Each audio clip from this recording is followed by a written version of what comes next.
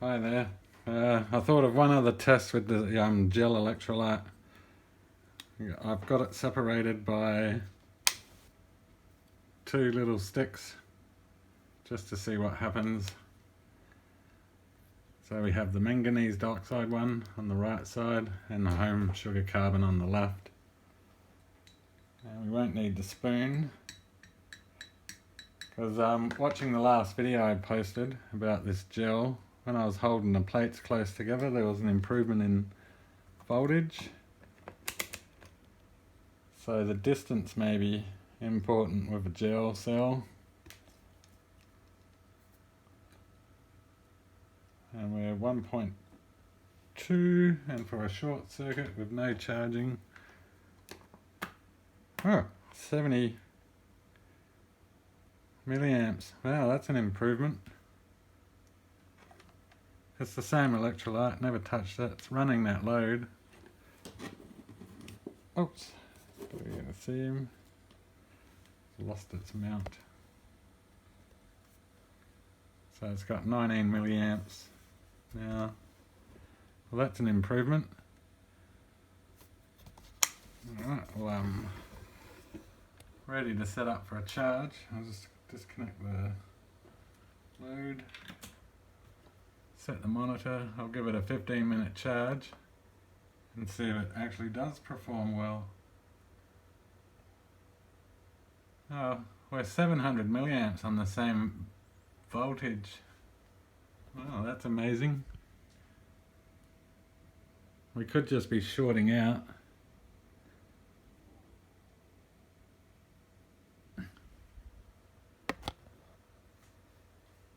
So we'll wait for 2 minutes. We'll give it a 2 minute. Oh, I'll get back in 2 minutes. A bit shy of 2 minutes, 1 minute 23. I think it'll start vaping in a minute if I go to 2. Might damage the cell. It's at 760 milliamps. Oh, I only got 10 seconds left. Why not?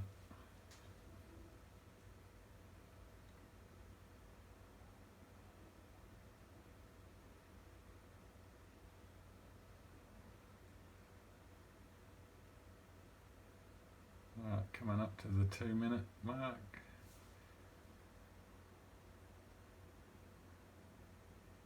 And 2 minutes. Now I'm going to disconnect the battery, swap the leads over.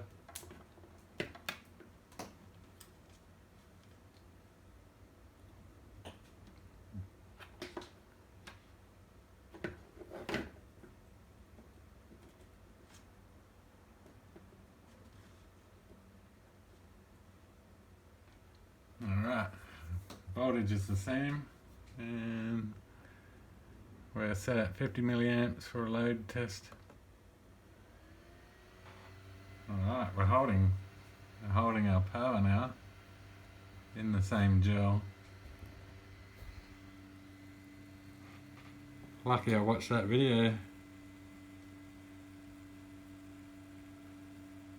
Wonder how far we can increase that gap. We could probably increase a bit more because we had 700 milliamps going into the cell then.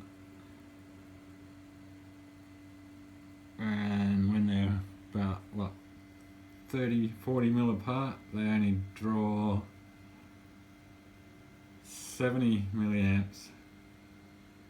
So the resistance of the gel is quite important by the looks of it.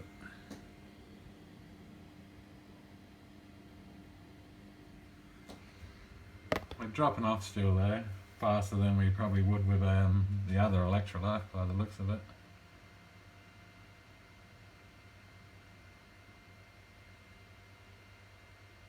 Alright, I'll get back when this is done, probably another couple of minutes actually.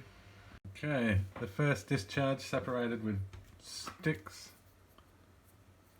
We got 5 milliwatt hours out of that on a 2 minute charge, ran for 5 minutes. That's a bit improved, I guess, for the little cell.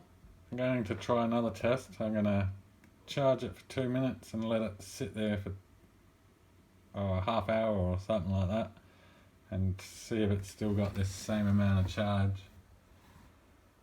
Alright, I'll get back on the discharge after I've charged it up and allowed it to sit for half hour. Okay, 38 minutes after a charge on this cell.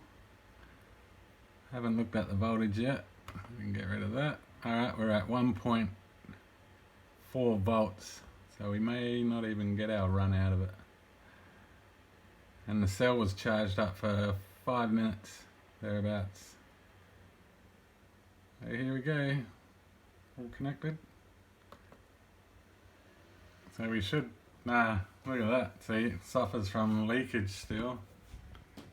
The bubbles are all stopped, so I take it all the energy's dissipated. Well, there you go, still disappointing. I might try to find some larger pieces of wood and separate it a bit better. The greater the distance, the more resistance we may get through the gel.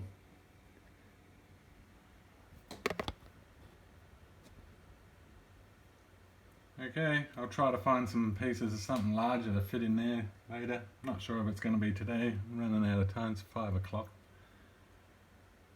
Alright, till then. Back, it's not the next day. I just washed the cell out with just plain water in it, so 1.2 volts and on a short circuit, so 38 milliamps. Plain water. I'll connect the motor, see what happens. Could still have residue. Drops quickly, but that's just tap water. We'll try a charge for a couple of seconds.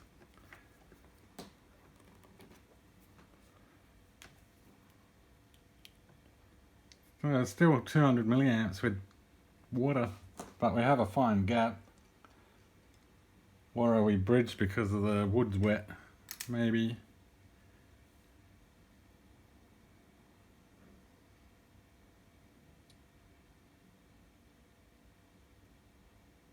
We've got some bubbles. Could be just residue still left on there. I gave it 2 rinses. Well, we'll see what we get on a short circuit. 100 and, oh, that's doing better in water than it does in the gel with acid. 150 milliamps. Serious? And that's the motor after that little charge. Well, there you go. I'm glad actually, it is water. Tap water. What are they giving us to drink? Oh, wonder why I feel good. Tap water. Oh well, probably maybe it's too high on chlorine, that tap water. Well, there you go. A water cell, pure water. I'm gonna try that again. Short circuit after a little load, 55 milliamps, I charge. It's gone off its scale again, over 200 milliamps.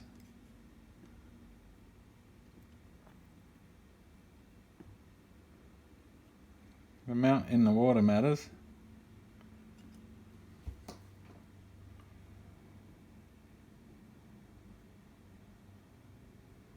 Voltage is down there, it's higher in the electrolyte than it is in plain water.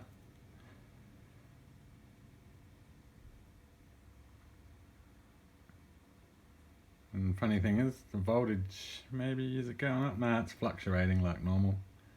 Alright, some charge, disconnect. Still at 2 volts. Must have residue on those plates, surely. I just dunked it in the water a few times and cleaned it and put it back in. It's actually working better than the zinc sulfate. Alright, we'll connect the little motor again. Again, we got 70 milliamps.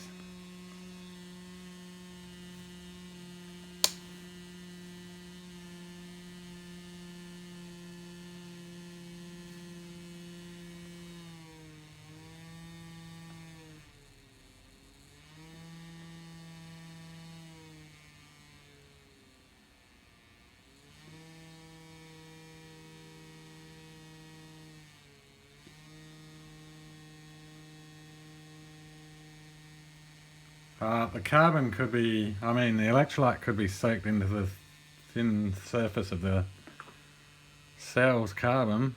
Maybe. How much would you get in that? It's very thin.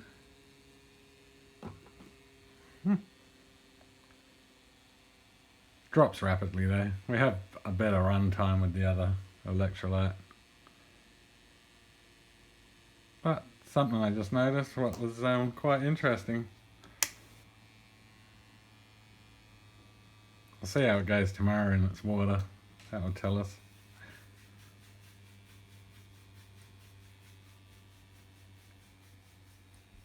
Alright, till tomorrow. Still got 26 milliamps. Hi there, it's 3 days after this cell's been soaking in just plain tap water. I checked it the other day, about 2 days ago. Its power level has dropped, so that means residue from the vapor gel was still on the surfaces. I'm going to just give it a quick charge and see what it is, but it should not be 100 and something milliamps. So we're connecting it up to the charge now. Do it for about a minute. It's still pretty high here though. But if we lift it out, that's zero water, just what's on the surface, 17 milliamps. Back to 100 and something. So I'd say it must be still in there, perhaps a little bit, because the plain tap water shouldn't be producing this. What I'm going to do later today, I'm going to increase the gap of the two plates, see if we can increase the resistance in the gel, stop leaking, plus maybe power density. It's just a curiosity, this cell now. I think the gel doesn't really work, but we'll try it anyway while it's still there, and I've got that gel, and I don't know what to do with the gel. So there's about a little bit of a charge, probably not a minute, but somewhere near it. So for a short circuit, yeah, we're only 86 now. We were 100 and something, so it's clearing up. It does still run the motor, just for plain water, but rapidly drops pretty quickly. It's not really what you'd call a cell. So just out of curiosity, that was. So I'll set the cell up with these. I'm going to put it the large side spacing.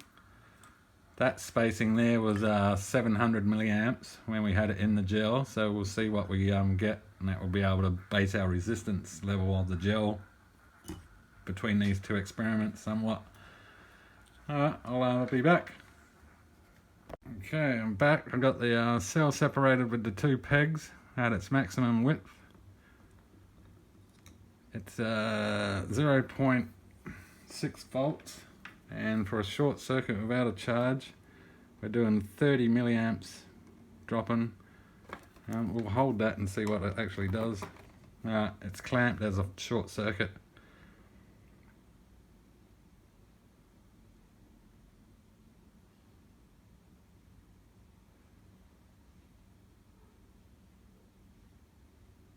We'll see if it keeps draining out. It does by the looks of it.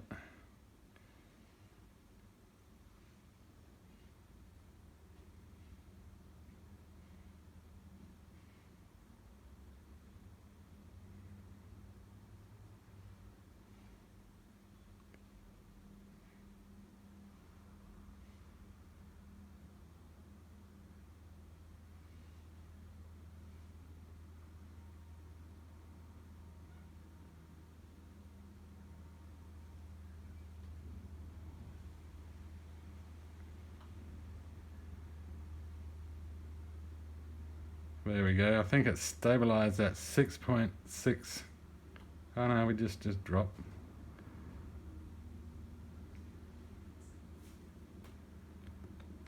Alright, so I'll add the same charge we had the other day. I'll give it 15 minutes and we'll see what we get. Oh, we're still off the scale. Oh yeah, we're only just off the scale. It's 180 milliamps now. Voltage is set to that, just above the 4. So we'll see if this actually makes it to 4. Alright, I'll be back after the charge. Okay, it's been 20 minutes. We haven't got to our charge voltage yet, which is just above the 4. You could call it 5. Oh, and we have some bubbling going on down in there, if you can sort of see it. Not as much as it was. It was doing 700 milliamps with the toothpicks. Alright, so we won't put it on the load tester. I don't think it will have the power density. So we'll just test it on the little motor and I'll just run the timer. So I'll disconnect the charge. So that's about 21 minutes I think it's been. Or just shy of it. Still we have our 2 volts. But we'll connect it up to the motor now. I'll start the timer. We should at least get 15 minutes if it's any good, but the way it's dropping, I don't think we will.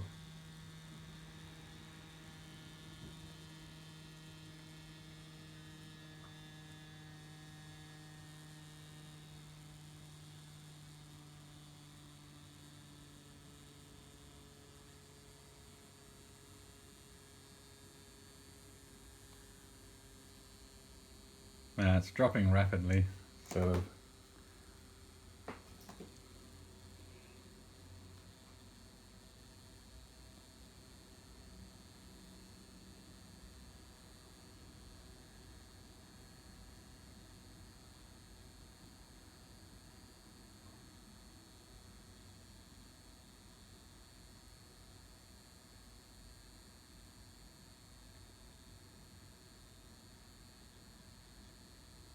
Well, one thing with the electrolyte, I might, it's coming up to winter soon, I might try to carbonize this whole liquid just to see what happens.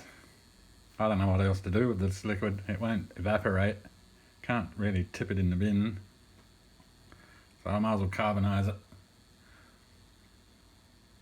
If it does carbonize, something should boundly happen there. It's got zinc in it as well, won't matter. We're running zinc cells here. Well,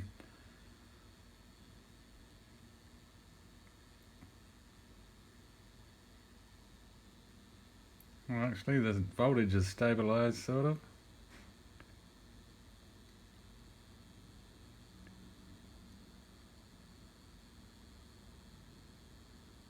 Actually, we might be able to put it on the data logger with a 20 milliamp load or something. Not 50, it won't run for 50 for too long. Maybe not, it's only 2 minutes so far. Yeah.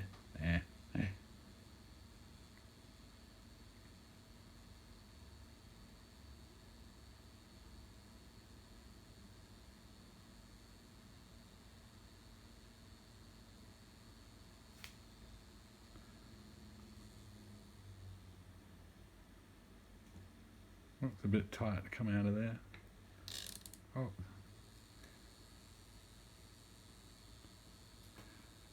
Let's not play with the cell. Alright, I'll let this run and I'll get back. I got the timer running. It's only nearly 3 minutes so far. Wouldn't call it a great cell, but still. Okay, it's 8 minutes and it's probably gonna just end in a minute. We're not very high on our power levels.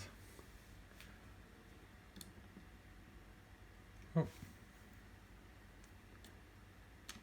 And that was enough to shut it off. So there we go, 8 minutes. So the gel, not so good, even with high concentration of sulfuric acid. It's only a battery acid form, so it's what, 70% sulfuric acid or something, or less maybe. Well, I'll post this video and we'll put the electrolyte to sleep because it don't work so good. Alright, thanks for watching.